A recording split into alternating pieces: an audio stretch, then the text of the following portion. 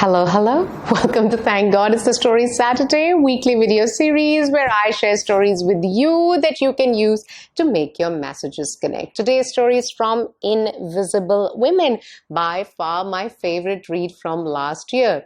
And today's story started off with a joke, believe it or not. It was back in 2011 in a town called Karlskoga in Sweden. Officials were being hit by the gender inequality conversation, and as a result, they had to look at all their policies through the gender lens.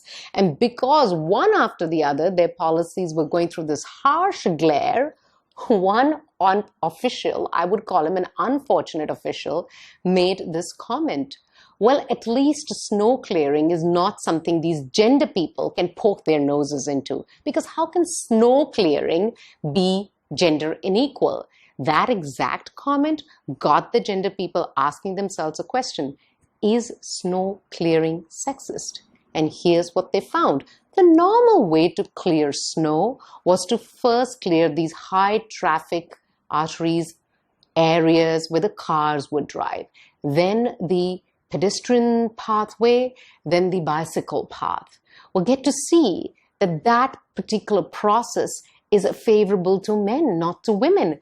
Why? Because most men drive and a lot of women take public transport or walk. The other thing to notice here was that if there is a household with one car, that even in a country which is the utopia of feminism, Sweden, men would take that car and women would actually end up taking a public transport or walking to places. Even the travel patterns, the way men and women travel, is different. Men usually go to work, come back from work. Women do something which is called trip chaining, which essentially means you kind of, fit in a lot of trips with one trip. So you drop the child off to childcare or school, or you take an elderly for a doctor's appointment. On the way back, you'll go pick up grocery and stuff like that. So it's a lot more complex. So when the officials learned about this, which was obviously supported with a lot of data points as well, they said, okay, well, it's not going to cost us anything, so let's just change the pattern. Why don't we clear pedestrians and public transport users' path first and then these car places? Also, they realized that, it's so much more easier to drive through 3-inch snow than it is to push a buggy through the snow. So the change was made.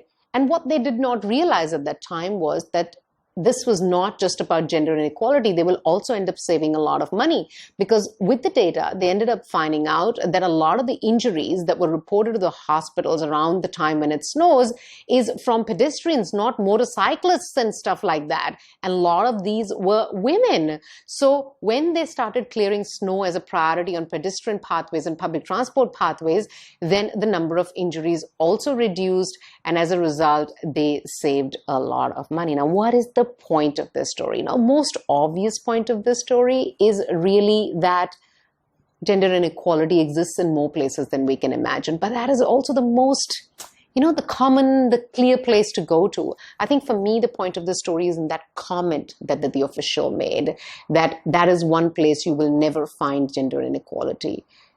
Most of our biases exist in places where we assert with confidence that this will never happen. And we need to interrogate those areas to break our biggest biases.